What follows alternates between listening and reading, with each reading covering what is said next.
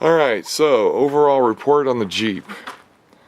I figured out how to do the cooling system flush. You'll see that in the other video. These red wires are the starter that the previous owner put in. It's a remote start button. Because, as I've explained, the stupid somebody had taken the column apart, and there's a bunch of rods. One rod goes down for the high beam, low beam switch. One rod goes to the on-off switch for the whole car. And it was all wrong, and it was binding, and it was pretty awful. Plus I found a part floating around inside the column. I don't know where the hell it goes. The cruise control, and that's got to be replaced. So I heard that stem just pulls off. I'll have to experiment with that. But anyway, it's a pain in the ass to figure this out, so I have to work on that. I have to be pretty sharp to do it, because my IQ drops every day a lot from the heat and stuff. So the other thing, I finally got the headlight switch out, and I can see what they're talking about. The back of the thing's punched out, and you've seen repairs for that. I definitely will consider that. Need to get some switches. They're floating free. Oh, it worked for a second, didn't it? Maybe a junkyard runs in the future here. But right now, about the only thing holding this up, it does run. I can start it. I can flip that switch down there, turn it on, hit the big remote switch here, and it starts. It's fine. That's how I, worked on it yesterday. So the speedometer now works because it was disconnected. The one thing I'm going to experiment with today, one of the guys on YouTube, the green, let's see, which freaking wire is it? It's either the brown one, it's the brown one. The brown one, the connector's melted down there, and where the wire goes into the crimp, it's corroded to hell. It's what happens in 30 years. You take a copper wire, and you crimp brass onto it. It's a good connection when it's new, but you know how copper tarnishes, and brass does too. And because it tarnishes, it produces more heat when you draw through it. And then it tarnishes more, and then it creates more heat. So that cycle ruins these connections. So I found, I forget where, I think it was actually one of the auto parts store. You can buy a pigtail with the wires coming out. They're all white, but it's the same thing. So you splice it all in and everything.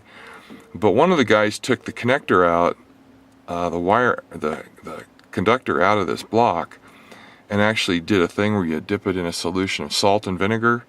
Then you do a solution of baking soda and water. And then you rinse it with water, and you have a real fresh, shiny connection. And I've been through this in the past. I've been into cars a long time.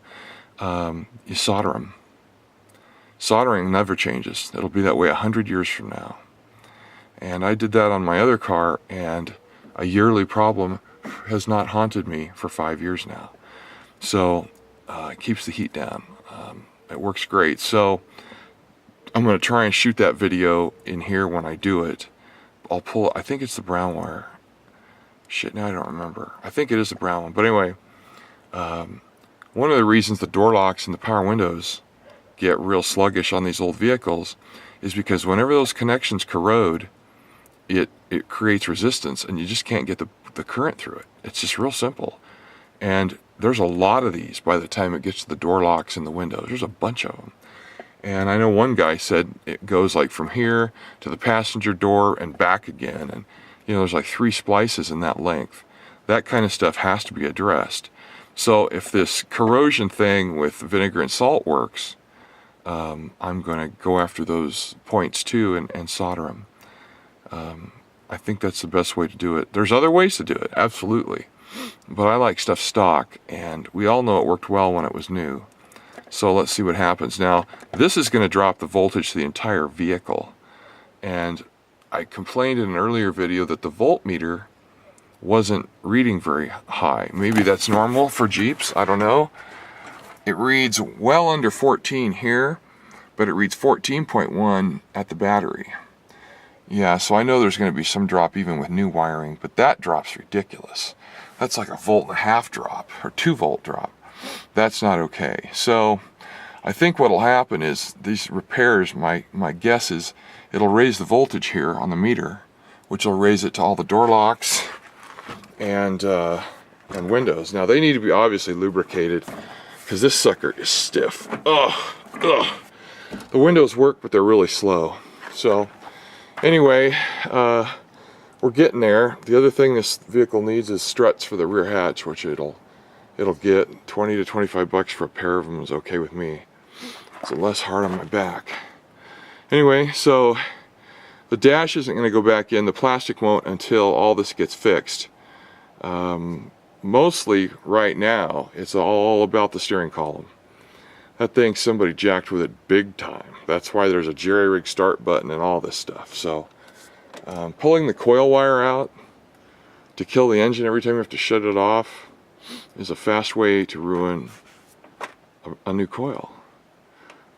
New alternator, new coil, new rear wheel cylinders, possibly even new rear brakes are already on this thing, and I love that part. So having some new parts always makes me feel better about the purchase. So I only got one speaker in the stereo working. That's kind of for later, but I'm just kind of taking notes as I go.